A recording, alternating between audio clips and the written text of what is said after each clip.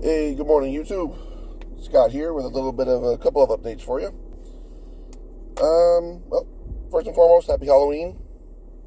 Also, want to congratulate the new World Series champions, the Washington Nationals. And, well, I'm driving right now to work, so if my attention really isn't on the camera, my apologies, because I am driving. And I know I probably shouldn't be doing this.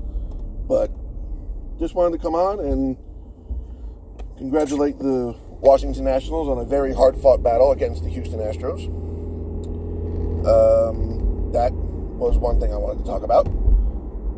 And a few other things. AEW last night was a great show. Did not disappoint. Chris Jericho and Cody, they signed their contract for Full Gear for the world title. So that's going to be a pretty interesting matchup. Let's see. NXT last night. Didn't see too much of it. I was watching AEW, but I did see the announcement from William Regal that at the next TakeOver, and from what I understand, it is going to be for the NXT Women's Championship. It'll be War Games, which I think I've only seen maybe one match for War Games, and it's been pretty decent with the men, so it's about time that the women actually get a chance to do so and show their skills. But not that they haven't been showing their skills lately, because they have been. They've been kicking a lot of ass in the women's division. And the last thing I wanted to talk about was Arrow.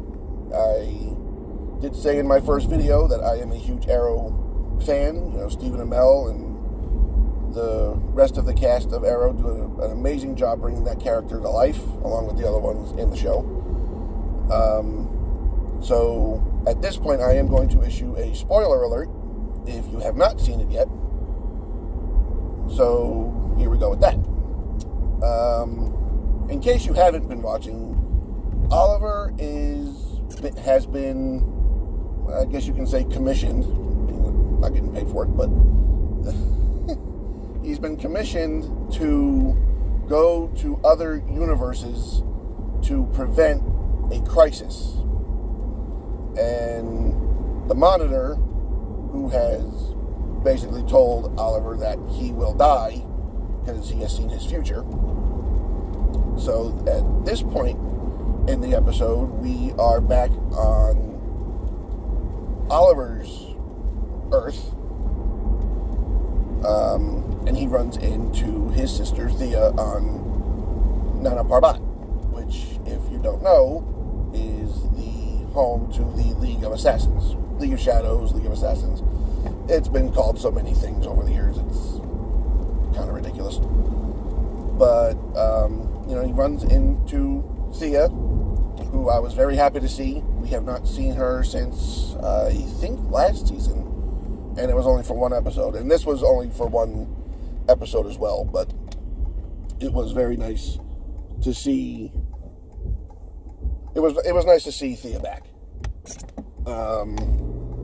They come across some kind of scavenger hunt, I guess is the best way you can put it, to find a old sword, and which, if I heard right, was the first sword of the first Ra's al Ghul. And they also get some unexpected help from Talia, Ra's al Ghul's, I believe, first daughter. And excuse me, they come across this woman. I think her name is Athena. Apparently, her and Thea have had a spat or two. I think Athena did something to Roy, and now Thea wants revenge, which is kind of figured that was going to wind up happening. Even has anything to do with Roy and Thea. But So they get to where the sword is, and of course, Talia, being the daughter of Ra's al Ghul, she turns on Thea, and at that point, I really thought Thea was dead. I did not think she was coming out of this episode alive. Thankfully, she did. Now, there is also another part to the episode where the kids of Oliver and Diggle, and I believe, Zoe was, what the hell was his name? I can't think of his name right now. Wild Dog. I know that's his superhero name. I forgot his... Renee. That's what it was. Renee. My apologies for going off on that little tangent. Zoe was Renee's daughter. I say was because, unfortunately, she did get killed by the leader of the Deathstroke gang, who happens to be John Diggle's first son. And right before his second son, which I believe his name is JJ. Yeah.